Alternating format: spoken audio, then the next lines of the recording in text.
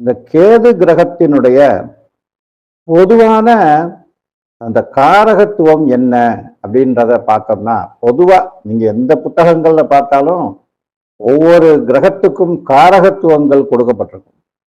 இப்ப கேதுவ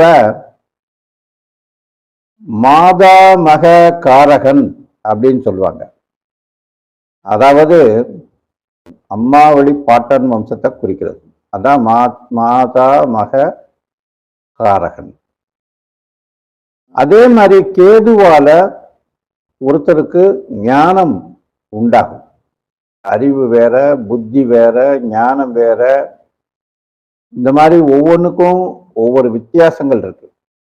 அறிவுக்கு செழுமையூட்டக்கூடிய விஷயங்கள் தான் ஞானம். அறிந்து கொள்வது அறிவு. அந்த அறிந்து கொண்ட விஷயத்தை அந்த விஷயம் ஒன்றை படைப்பது ஞானம். இப்ப இந்த செல்போனை கண்டுபிடிச்சவர் ஞானி.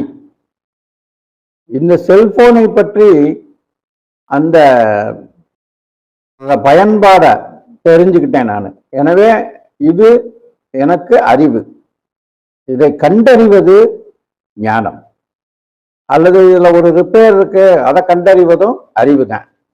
அறிவுக்கும் ஞானத்துக்கும் உள்ள வித்தியாசங்களை புரிஞ்சுக்கணும். புத்தி வேற, அறிவு வேற, ஞானம் வேற, இந்த மாதிரி எண்ணம் வேற. எல்லாத்துக்கும் ஒன்னொன்னுக்கும் தனித்தனியா டெஃபினிஷன் இருக்கு. ஞானிகளை நம்ம சொல்லுவோம் ஞானம்னு. மெடிடேஷன் பண்றவங்க, டிரான்சென்டென்டல் மெடிடேஷன், இந்த பிளானட்டரி டிராவல்ஸ் சொல்லி இங்கே உட்கார்ந்து தவம் இருந்து ஆத்மாவை சூட்சும கயிறு தொடர்போட போய் பல கிரகங்களுக்கு போய் ஆராய்ந்து விட்டு வருவாங்க. அவங்க தான் பெரிய பெரிய புராணங்களை எழுதினவங்க முன்னோர்கள். இப்போ இருக்கிறவங்க நான் போயிட்டு வந்தேன்னுவாங்க. அது அவங்களுக்கு தான் வெளிச்சம். நாம் அனுபவிக்காத ஒன்றை நம்ம எப்படி ஏற்றுக்கிற முடியும்? பட் இருந்திருக்கு ஒரு காலத்தில். அது நம்மளுடைய பாரம்பரியத்தினுடைய ஒரு பெரிய ஆச்சரியமான விஷயம்.